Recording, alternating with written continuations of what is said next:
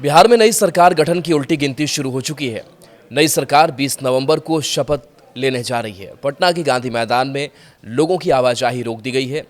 सोमवार यानी आज मुख्यमंत्री नीतीश कुमार अपनी मौजूदा कैबिनेट की अंतिम बैठक लेंगे, जिसमें विधानसभा भंग करने का फैसला लेने के साथ साथ नीतीश कुमार औपचारिक रूप से राज्यपाल को अपना इस्तीफा भी सौंप देंगे। इसके बाद एनडीए के विधायक दल की बैठक होगी, जिसमें नेता का चयन किया जाएगा। चुनाव परिणाम आने के अगले ही दिन मुख्य चुनाव अधिकारी विनोद सिंह गुंजियाल ने राज्यपाल आरिफ मोहम्मद खान से मुलाकात कर निर्वाचित विधायकों की सूची सौंप दी है। इसी के साथ नई विधानसभा गठन की प्रक्रिया शुरू हो गई है। सोमवार को नीतीश कैबिनेट के माध्यम से एक प्रस्ताव पारित कर राज्यपाल से विधानसभा भंग करने की अनुशंसा की जाएगी और फिर एनडीए सरकार के गठन की औपचारिक प्रक्रिया शुरू होगी। जेडीयू के सूत्रों के अनुसार शपथ ग्रहण समारोह पटना के ऐतिहासिक गांधी मैदान में होने जा रहा है। यह वही जगह है जहां नरेंद्र मोदी ने चुनाव प्रचार के दौरान विशाल रैली की थी और वादा किया था कि नए एनडीए सरकार के शपथ ग्रहण के लिए वे फिर पटना आएंगे।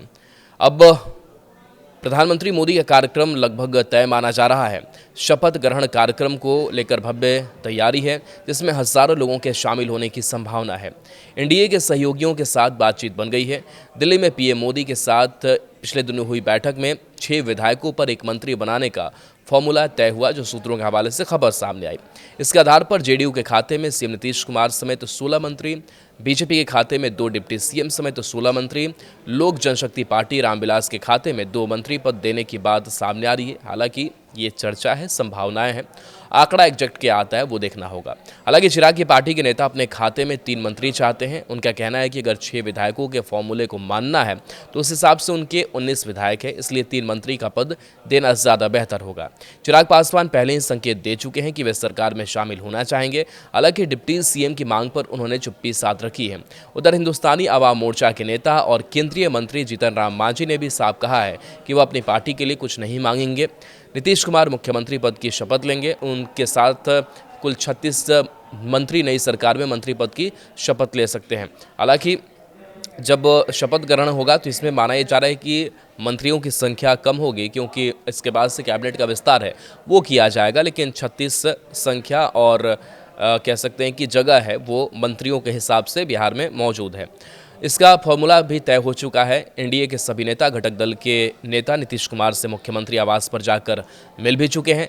नई सरकार में भारतीय जनता पार्टी और जनता दल यूनाइटेड से 16, लोक जनशक्ति पार्टी रामविलास से 2-3 की चर्चा हो रही है। हिंदुस्तानी आवाम मोर्चा और राष्ट्रीय लोक मोर्चा से एक मंत्री पद की शपथ ले सकते हैं। 24 से 48 घंटे में सभी पार्टियां अपने अपने मंत्रियों की सूची फाइनल भी कर लेगी। और बता दें कि प्रधानमंत्री नरेंद्र मोदी के एनडीए के वरिष्ठ नेताओं के साथ बैठक भी हुई थी और इसमें नई सरकार की रूपरेखा पर बातचीत हुई थी। और इससे पहले गृह मंत्री अमित शाह के साथ जेडीयू के कार्यकारी राष्ट्रीय अध्यक्ष संजय झा, केंद्रीय मंत्री राजीव रंजन उर्फ ललन सिंह, बीजेपी अध्यक्ष जेपी नड्डा की बैठक में किस पार्टी के कितने मंत्री होंगे ये तय हो चुका है। इधर एनडीए के घटक दल अपने अपने विधायक दल के नेता चुनने की कवायद में लगे हैं। चिराग पासवान ने अपने दल का नेता राजू तिवारी को चुना है और ऐसी ही बाकी जो प्रक्रियाएं हैं वो एनडीए के बाकी घटक दलों में भी चल रही हैं।